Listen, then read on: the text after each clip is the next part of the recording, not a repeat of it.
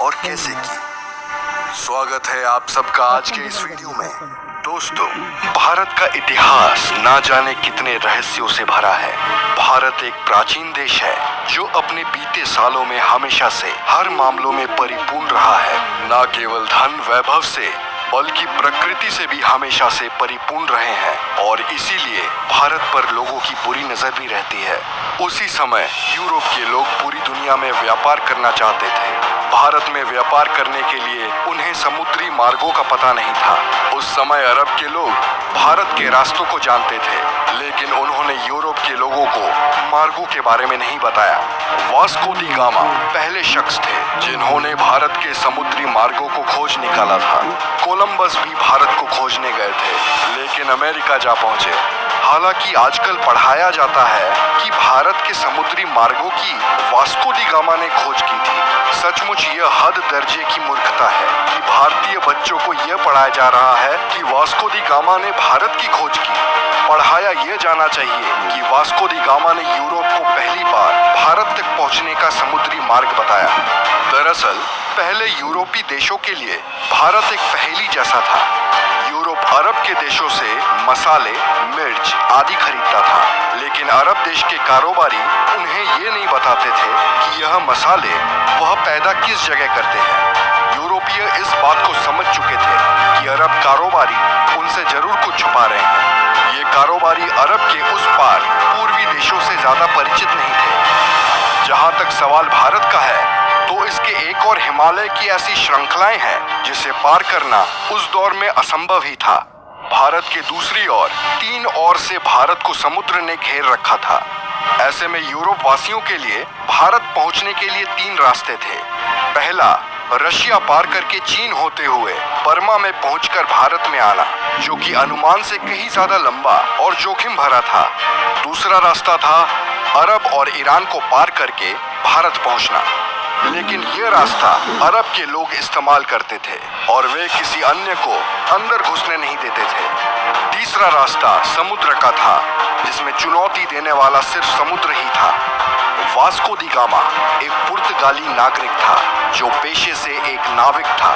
इसका जन्म 1460 ईस्वी में पुर्तगाल के साइनस में माना जाता है। उस समय में अरब के लोग यूरोप में मसाला बेचा करते थे जो वो भारत से लाते थे। यूरोप में इन मसालों की मांग बहुत ज्यादा थी, इसीलिए यूरोप के लोग भारत जाकर मसाले लाना चाहते थे, लेकिन उनके लिए भारत जाने का रास्ता दुर्गम भरा था। उन्हें भारत जाने के लिए ईरान, अफगानिस्तान होकर जाना पड़ता था, जो काफी खर्चीला और कठिन रास्ता था। उन्हें ऐसे मार्ग की आवश्यकता थी जो भारत कम समय में ले जाए। ऐसा मार्ग केवल समुद्र के जरिए ही संभव था। वास्को डी गामा ने भारत के इन रास्तों की खोज करने की ठानी और इस ऐतिहासिक सफर पर निकल पड़े। वर्ष 8 जुलाई 1497 में वास्को डी गामा ने अपने साथियों के साथ भारत की खोज के लिए रवाना हुए। उसके जहाजी बेड़े में 4000 और 170 के करीब आदमियों का दल था। सबसे बड़े जहाज सेंट गैब्रियल पर वह खुद था। सबसे पहले वो अफ्रीका के अंतिम छोर कैप ऑफ गुड होम नामक स्थान पर पहुंचा। उसके बाद वह अफ्रीका के ही एक राज्य मोसम्बा आया, जहां के राजा ने उसकी मदद की और उसे एक अरब नाविक दिया जो भारत का रास्ता जानता था। वास्को डी गामा भारत कब आया? वास्को डी गामा अफ्रीका महाद्वीप का चक्कर लगाकर भारत के कालीकट बंदरगाह केरल पर पहुंचा था। 20 मई 1498 की तारीख थी जब वास्को डी गामा भारत के कालीकट बंदरगाह पर पहुंचा। भारत की खोज का यह सफर करीब 10 महीनों का रहा। भारत आकर वास्को डी गामा ने स्थानीय राज्य के राजा से व्यापार का समझौता किया। उसने कई प्रकार के मसाले खरीदे। भारत से पुर्तगाल आने के दौरान समुद्री तूफान से उसके जहाजी बेड़े को नुकसान पहुंचा और उसके दल के कई लोग मारे गए।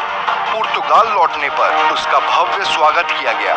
अगली बार भारत आने पर उसने कालीकट के राज्य पर आक्रमण कर दिया और कत्लेआम लूटपाट की। वास्को डी गामा ने यूरोप के लुटेरों, शासकों और व्यापारियों के लिए एक रास्ता बना दिया था। इसके बाद भारत पर कब्जा जमाने के लिए यूरोप के कई व्यापारी और राज्यों ने कोशिश की और समय समय पर वे आए और उन्होंने भारत के केरल राज्य के लोगों के धर्म बदलने में महत्वपूर्ण भूमिका निभाई। वजह से ब्रिटिश लोग भी यहाँ आने लगे। अंततः 1615 ईस्वी में यह क्षेत्र ब्रिटिश अधिकार में आया। 1698 ईस्वी में यहाँ फ्रांसीसी बस्तियां बसी। फ्रांस और ब्रिटेन के बीच के युद्ध के काल में इस क्षेत्र की सत्ता बदलती रही।